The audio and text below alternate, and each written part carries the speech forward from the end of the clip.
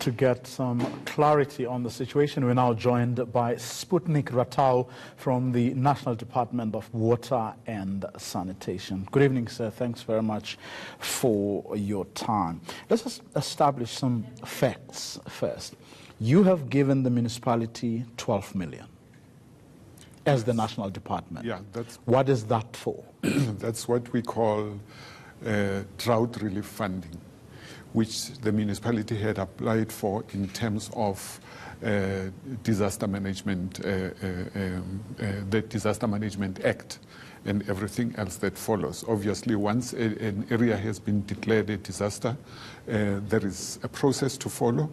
There are applications made to the Department of Cooperative Governance and Traditional Affairs, under which the issues of disaster management lie, obviously working in conjunction with other sister departments, including the Department of Water and Sanitation.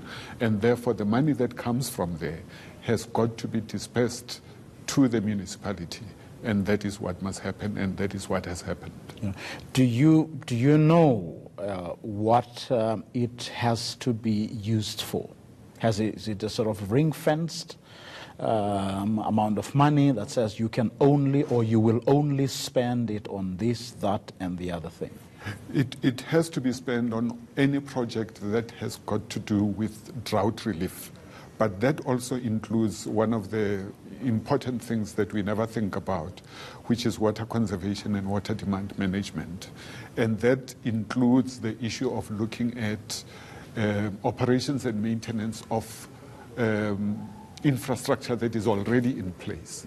So you would need to see whether there are any pipelines that are failing, is there any infrastructure that is not performing optimally, and so on and so forth. So that is part of what that money has got to do.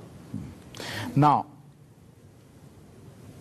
a gift of the givers came to the municipality's rescue.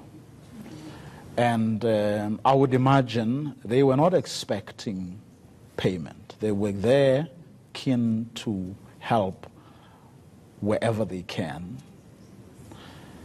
But then if what Dr. Suleiman says is true, I mean, don't you agree that there is a bit of a problem there? Because if indeed they have actually done the work, and now someone comes around and says, there's 10 million available, which Dr. Suleiman says is for the work that they have already done. However, the municipality says this money is going to go to someone else. Something is amiss there. It's very difficult to know exactly what kind of arrangements have happened between the two parties, because we were not part of the discussion. And basically, even from what Dr. Suleiman is saying, that kind of understanding emanates from those discussions. But for the best part, what I would say is that what needed to happen is that that money would need to be spent within the ambit of the MFMA, because it's a municipality, and obviously in terms of the responsibilities that they've got to undertake. You must remember that we also can only be able to transfer that money, because that is what the dictates of the PFMA are giving us, that if you receive money for a disaster like drought relief, it has to go, but it's got to do that kind of ring-fenced work that is about the ultimate relief of the situation at hand. Look, if what Dr. Suleiman says is what actually happened, the situation does smack of a bit of bad faith on someone's part. And for now, I'm not going to say who, right?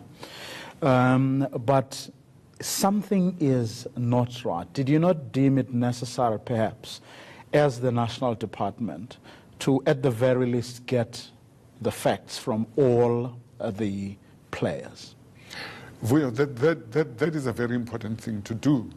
But in doing so as well, we cannot do it on our own. You must remember that because of the separation of powers, there are certain things that we can get to and others that we cannot. So we will have to work very closely with the Department of Cooperative Governance, obviously, to find a resolution to this matter, because then the Department of Cooperative Governance has got the right to say, give us all the paperwork, let us see exactly what happened, let us go back, let us see what you agreed upon, where are things beginning to fall through the cracks. Obviously, from our point of view, we've got to make sure that our input talks to the things that we have experienced. We must remember we engage with these municipalities on an ongoing basis because the issue of water supply is a responsibility that we bear. So therefore, even in that situation, we are not aloof to the activities, or rather the needs of the area. But we have to be able to ultimately work in a manner that is still within the ambits of the law. But wouldn't you take it upon yourselves to say, as much as perhaps this, whatever arrangement may have been entered into between the gift of the givers and the municipality, but for the integrity of this project, but also you wouldn't want, I would imagine, to alienate people who have actually done so much in a time of desperation. At the very least, be able to go there and determine whether indeed the 12 million or whatever money you've given to them actually goes to work that still needs to be done and isn't payment for work that has already been done, as Dr. Suleiman alleges. Are you not at all interested or proactively prepared to actually determine at least that part of this problem? We are going to have to understand exactly what the situation is and what the matters are actually about. Because besides just being a conduit in terms of how you might look at this, but we also have a responsibility to the AG and ultimately to the people of this country to say, what did that money do? Because it came out of National Treasury, or even through COCTA, it came through our books and it has gone elsewhere. So that is part of something that I think we have learned over time, that even in times of acute need, but we can't just go there blind, you know, and shoot from the hip or whatever. We need to be able to follow the money. So at some point we are going to have to find that kind of understanding to say, what did the money do, and did it do exactly what it was supposed to do? But obviously we have to do that in the spirit of intergovernmental relations and make sure that all of us are on the same plate. Okay, that's what I want to leave it for tonight. Thanks very much for coming through. Department of Water and Sanitation's spokesperson, Sputnik Ratau.